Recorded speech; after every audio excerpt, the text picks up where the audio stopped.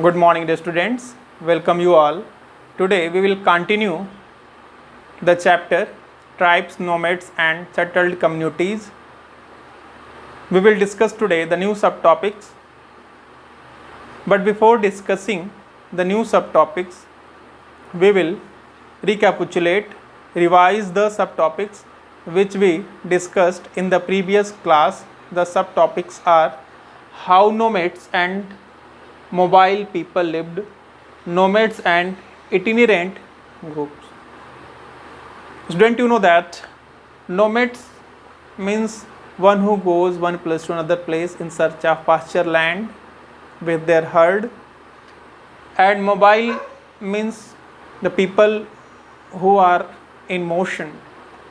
So student, you know that nomadic pastoralists moved over long distances with their animals. They lived on milk and other pastoral products. They exchanged wool, ghee to settled agriculturalists, and they got what? Grain, cloth, utensils and other products. Understand? When they go one place to another place. Afterward we are coming the next subtopic, nomads and itinerant groups. Nomads and itinerant groups, the people who goes one place, the people who go one place to another place in search of pasture land, in search of meadows with their herd, from season to season, one place to another place, and also peddlers, entertainers, other people, craftspersons. They go one place to another place for searching their occupation. So we studied these two subtopics in the previous class. Now we will discuss the new subtopics from the chapter. Dear students, today we are going to discuss the subtopics. The subtopics are changing society, new caste and hierarchies, deliberations on Jati, a closer look the Gonds. So now we will start the chapter with the first subtopic. The subtopic is changing society, new castes and hierarchies. Student, you know that as the economy and the needs of society grew, people with new skills were required, and smaller castes or jatis emerged within Varnaj. Due to the need of society, as the society grew, people with new skills were required in the society, and smaller caste or jatis came in light. For example, new castes appeared amongst the Brahmanas. On the other hand, many tribes and social groups were taken into caste-based society and given the status of jatis. So, on the other hand, many tribes and social groups were taken into caste-based society. Earlier, society was divided into 4 groups, but afterward that was made by Brahmanas. But afterward, caste-based society emerged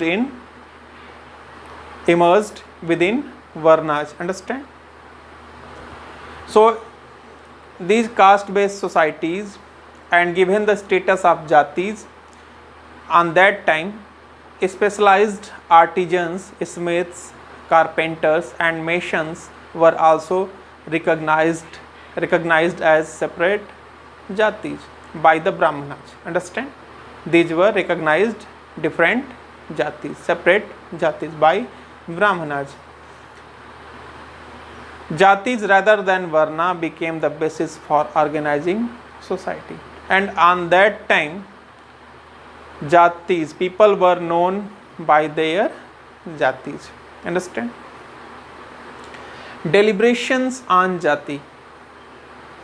As you know that, student, a 12th century inscription from Oya Kondan, Udayar in Tiruchirappalli Taluka in present-day Tamil Nadu describes the deliberation in a sabha, meeting, deliberation, discussion in a sabha of Brahmanas.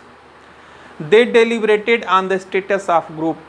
They discussed on the status of a group known as a Rathakaraj. Rathakaraj, which we say literally chariot makers, one who make chariot, Rath. Understand?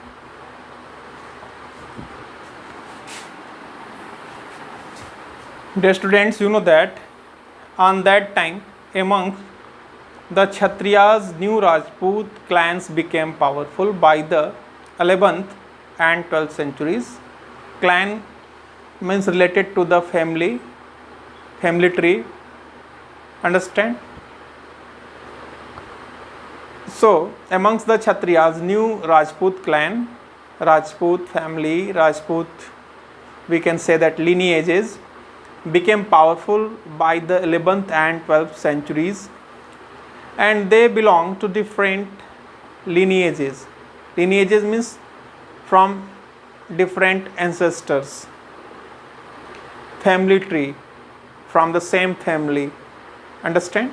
So they belong to different lineages from different ancestry, such as Hunal, Chandela, Chalukyas and others. They were known as Kshatriyas, Rajputas. Some of these two had been tribes earlier, and some of these Kshatriyas, these who were claiming that they are Kshatriyas, Hunal, Chandela, Chalukyas, earlier they were tribes. Tribes means one who doesn't follow the rituals and dogma that were made by Brahmanas. Understand? So many of these clans came to be regarded as Rajput. So many of these clans, such as Hunal, Chandela, Chalukyas and others, were recognized as Rajputas, and they gradually replaced the older rulers. Especially in agricultural areas, here a developed society was emerging, and rulers used their wealth to create powerful states. Understand?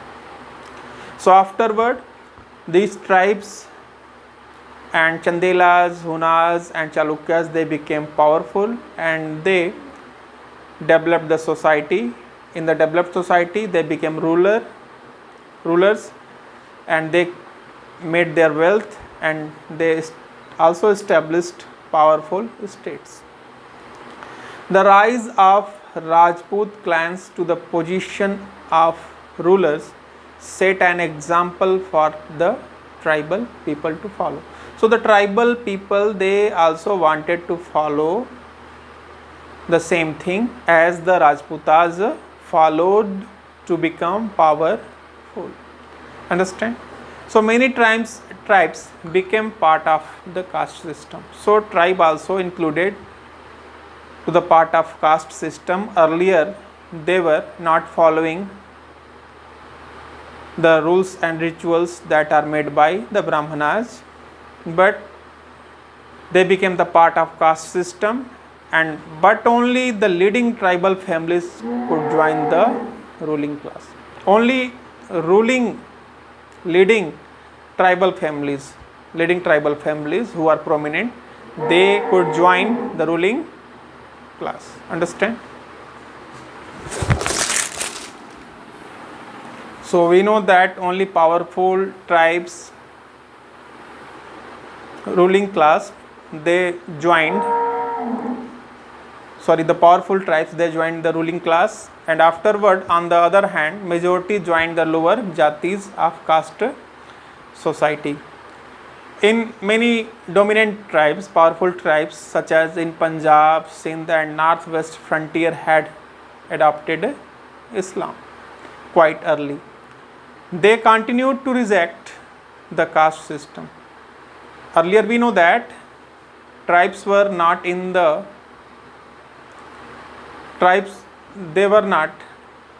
accepting the dogmas and rituals that were made by the Brahmanas, but they became the part of the caste system. But some of them did not also accept the rituals and dogma made by the Brahmanas, and they did not accept the caste system. So they adopted Islam. They continued to reject the caste system, the unequal social order prescribed by Orthodox Hinduism. In Hinduism, we can know that Orthodox means related to religion, to be prominent,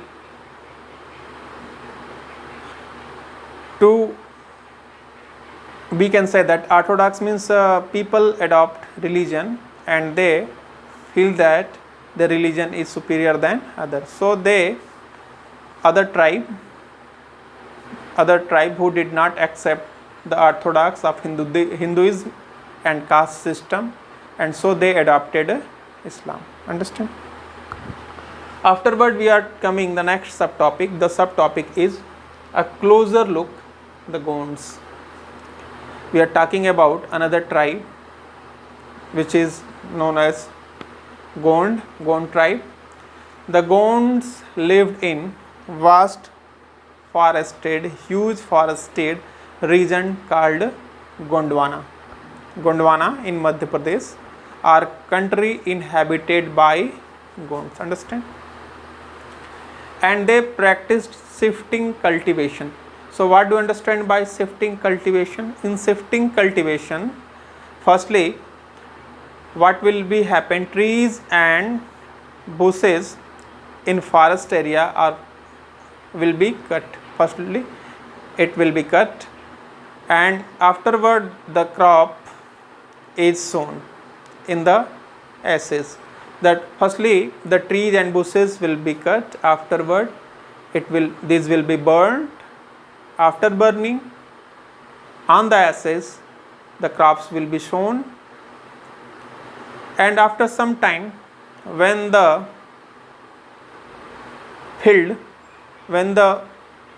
place, the farming land will become unfertile, then this will be adopted another place. So we can say that trees and bushes in a forest area are first cut and afterward burnt, and the crops sown in the ashes. And when the land loses its fertility, afterward this will be happened, the another land will be cleared and planted in the same way. This will be known as shifting cultivation. So the Gond were living in the area of Gondwana, our country inhabited by Gond, especially in Madhya Pradesh, and they practiced shifting cultivation. And the last Gond tribe was further divided into many smaller clans.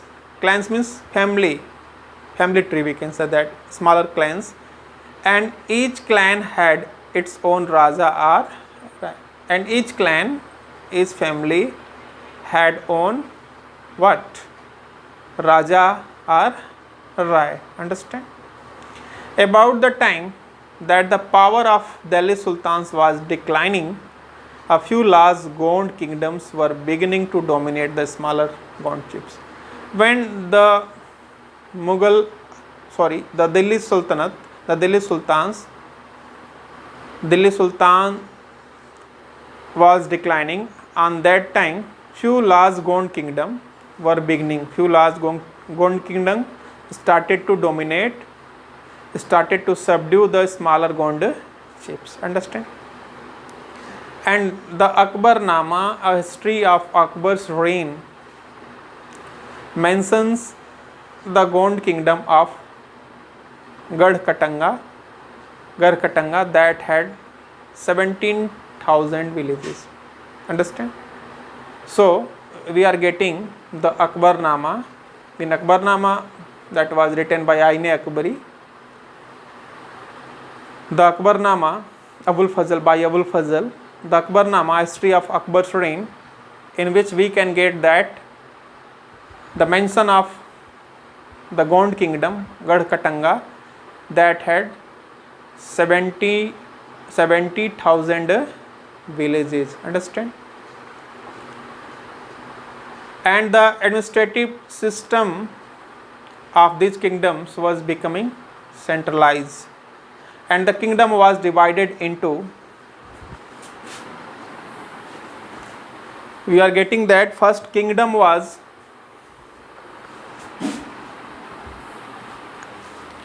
as we know that the Gond kingdom was divided into, kingdom was first divided into Gard.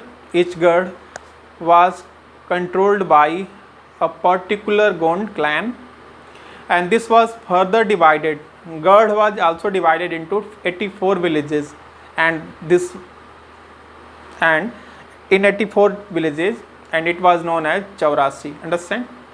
Afterward, the Chaurasi, 84 villages, the Chaurasi was subdivided into Barhots, which were made up of 12 villages. So the Gond kingdom, for the controlling purpose, firstly kingdom was divided into Gard, and that was controlled by a particular Gond clan, and this was divided, Gard was divided into 84 villages, which we say Chaurasi, and afterward Chaurasi was subdivided into Barhots in 12 villages, understand? Barhots of 12 villages. In Barhots, 12 villages will be. So these were for the purpose of controlling purpose.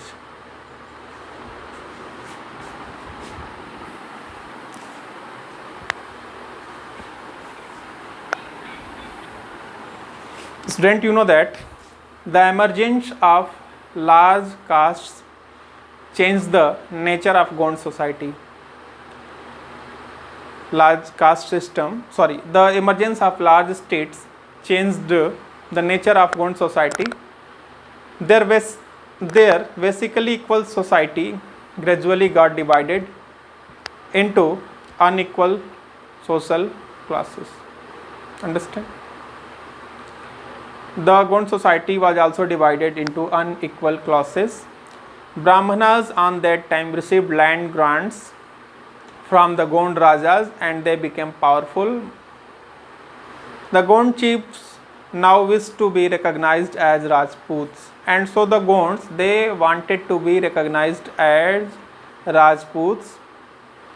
So Amandas, the Gond Raja, who was the king of Gadhkatanga, assumed the title of Sangram Shah. So he had taken the title of Sangram Shah, and his son Dalpad married Princess Durgavati, and his son Dalpad married Princess Durgavati, the daughter of Salbahan, the Chandel Rajput Raja of Mahoba, understand? So we know that Gond wanted to become, they wanted to take the title of, they wanted to become Kshatriyas, Rajputs, understand, recognized as Rajputs. So Amandas, the king of Gadhkatanga, he had taken the title of what? Sangram Shah, and his son Dalpat married Princess Durgavati, the daughter of Salbahan, the Chandel Rajputa, Raja of Mahoba. Afterward, what had happened? Dalpat, however, died.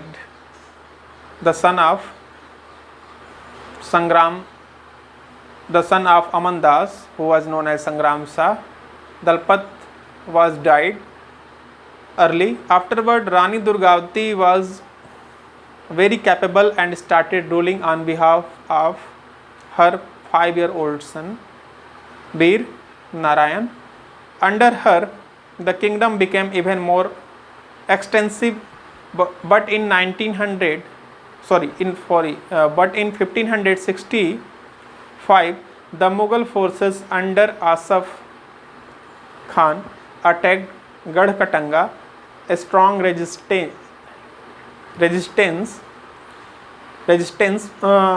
was put up by Rani Durgavati. Rani Durgavati opposed the Mughals, Asaf Jahan, who attacked on Garh Katanga, but she was defeated and preferred to die rather than surrender. She preferred to die rather than surrender, and her son too died fighting soon after. Understand? So I hope that you are understanding all this clearly. Thanks for watching the video.